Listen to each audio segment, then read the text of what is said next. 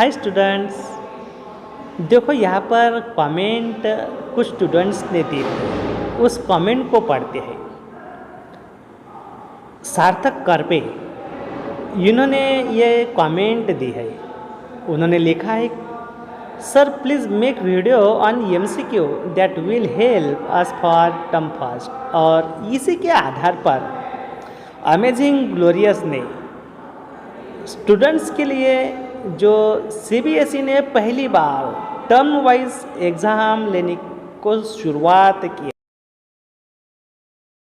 नई एग्ज़ाम के लिए किस तरह से पैटर्न रह सकता है, इस पैटर्न के साथ क्वेश्चंस हम ये सीरीज से शुरू करने वाले हैं। Thank you for given comments सार्थक, और आगे भी ऐसे ही हमें कमेंट देते रहना ताकि आपके साथ साथ हर स्टूडेंट्स के लिए हम कुछ ऐसे ही वीडियो बनाते रहेंगे। Hi friends, welcome to amazing glorious. आज हम इस वीडियोस में एसएसटी की जो फर्स्ट टर्म है, इसमें एमसीक्यू की सीरीज लेकर आए हैं और इसमें हम ऑब्जेक्टिव्स के जो भी क्वेश्चंस आपको एग्ज़ाम में यानी कि फर्स्ट टर्म में आने वाले हैं, ऐसे ही कुछ क्वेश्चंस की तैयारी आपकी करके लेने वाले हैं। इससे ऑब्जेक्टिव क्वेश्चंस किस तरह से आ सकते हैं, इसकी बेहतर आपकी तैयारी हो सकती है। इसलिए चैनल को अभी तक आपने सब्सक्राइब नहीं किया है तो जल्दी सब्सक्राइब करो और नोटिफिकेशन के लिए बेल आइकॉन पर क्लिक करना मत भूलना। चलो वीडियो को स्टार्ट करते हैं। सबसे पहले मैं आपको बता देना चाहता हूँ कि फर्स्ट टर्म में आपको क्लास 10th और 9th में एसएसटी के जो पेपर्स है, इसमें ऑब्जेक्टिव क्वेश्चंस आने वाले हैं और इसमें कुछ मल्टीपल क्वेश्चंस रहने वाले हैं। Fill in the blanks, match the following, one sentence और असर्शन, ऐसे कुछ क्वेश्चंस आने वाले हैं और इसी क्वेश्चंस की हम आपसे तैयारी करने वाले हैं। देखो, आज हम इस सीरीज के पहले वीडियोस में मल्टीपल क्वेश्चंस आपके लिए लेकर आए हैं। जो टॉपिक है हिस्ट्री का, the rise of nationalism in Europe, यानी कि यूरोप में राष्ट्रवाद का उदय किस तरह से हुआ है, इसी चैप्टर पर हम ऑब्जेक्टिव क्वेश्चंस आपके लिए लेकर आए। चलो इस सीरीज को पहले क्वेश्चन से शुरुआत करते हैं, जो बहुत ही आसान है। इस सीरीज का पहला क्वेश्चन है, arrange the following in the correct sequence. निम्नलिखित को सही क्रम में व्यवस्थित करें। ऑप्शन है ट्रीटी ऑफ वियना, वियना की संधि, नेपोलियन वॉर बिगेन, नेपोलियन युद्ध की शुरुआत, यूनिफिकेशन ऑफ इटाली, इटली का एकीकरण, फ्रेंच रिवॉल्यूशन यानी कि फ्रांसीसी क्रांति। इसके कोड्स आपको दिए हुए हैं और इसका सही आंसर है ए।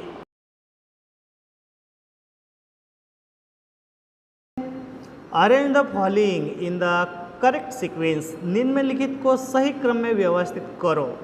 इनमें से यूनिफिकेशन ऑफ इटली, जिसे हम इटली का एकीकरण, फ्रेंच रिवॉल्यूशन फ्रांसीसी क्रांति, यूनिफिकेशन ऑफ जर्मनी, जर्मनी का एकीकरण, और नेपोलियन इन्वेडेड इटाली, जिसे हम नेपोलियन ने इटली पर आक्रमण करना भी कह सकते हैं। और इसका सही तरीके से आपको सीक्वेंस लगाना है और इसका आंसर है फर्स्ट। सबसे पहले फ्रांसीसी क्रांति के बाद नेपोलियन ने आक्रमण किया, बाद में इटली और जर्मनी का next question, which of the following revolution is called as the first expression of nationalism? निम्नलिखित में से किस क्रांति को राष्ट्रवाद की प्रथम अभिव्यक्ति कहा जाता है? ऑप्शन है French revolutions, Russian revolutions, liberal revolutions, communist revolutions. और आंसर है फ्रेंच रिवॉल्यूशंस, यानी कि फ्रांसीसी क्रांति। सबसे पहले इन्होंने राष्ट्रवाद को निर्माण करने का प्रयास किया है। नेक्स्ट क्वेश्चन है, where was the first upheaval took place in July 1830? यानी कि जुलाई 1830 में प्रथम उथल पुथल कहाँ हुई थी? अपहीवल जिसे हम उथल पुथल कह सकते हैं, Italy, France, Germany and Greece. और इनमें से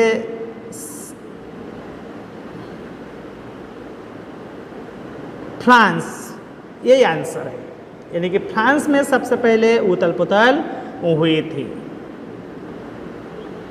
next question, what was the main features of the pattern of land holding prevailing in the eastern and central Europe? यानी कि पूर्वी और मध्य यूरोप में प्रचलित भूमि जोतने के पैटर्न की मुख्य विशेषता क्या थी? और इसका सही आंसर है वास्ट स्टेट, जिसे हम विशाल संपत्ति कह सकते।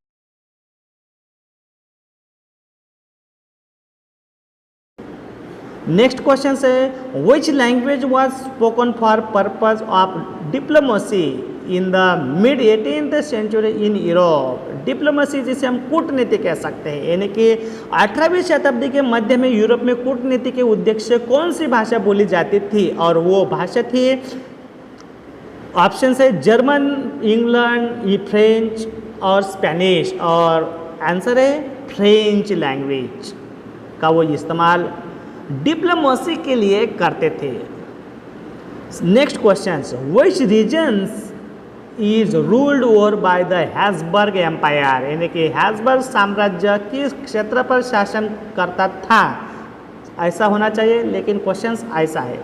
और उसका ऑप्शन ऑस्ट्रिया हंगेरी है, और यही करेक्ट आंसर है।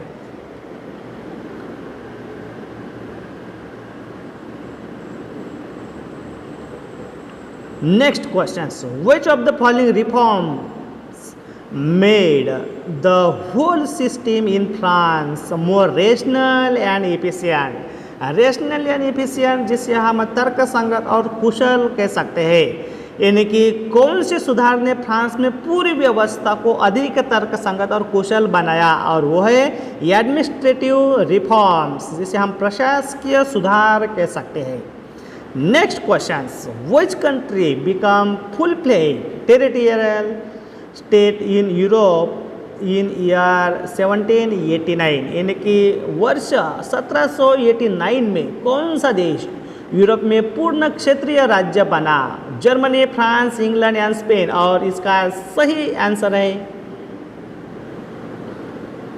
फ्रांस। सबसे पहले पूर्ण क्षेत्रीय राज्य ये यूरोप में बना है, जिसे हम फ्रेंच रिवॉल्यूशंस भी कह सकते हैं।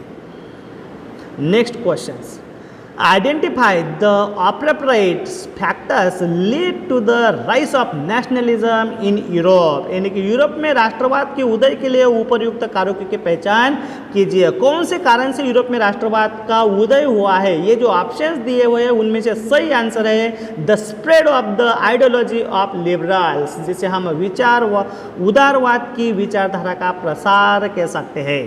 इन्हीं की वजह से निर्माण हुआ है। Next question, dash country had been part of the Ottoman empire since the 15th century? यानी कि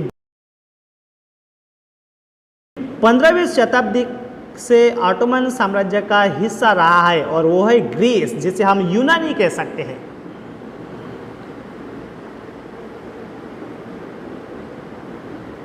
नेक्स्ट क्वेश्चन है, dash dash destroy democracy in France? यानी कि फ्रांस में निसंदेह लोकतंत्र को नष्ट किया, और यह है नेपोलियन बोनापार्ट।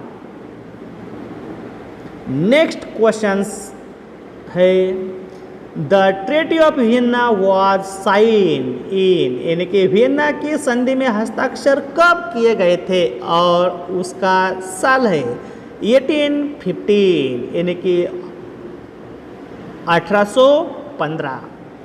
नेक्स्ट क्वेश्चंस यहाँ पर वन सेंटेंस में आने वाला है और वो है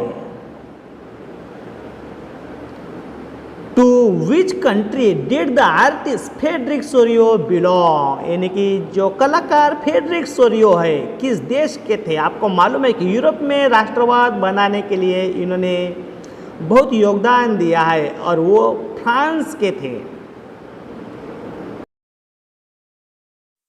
नेक्स्ट क्वेश्चन है who implemented the civil code of 1804 in France, यानी कि फ्रांस में नागरिक संहिता को किसने लागू किया।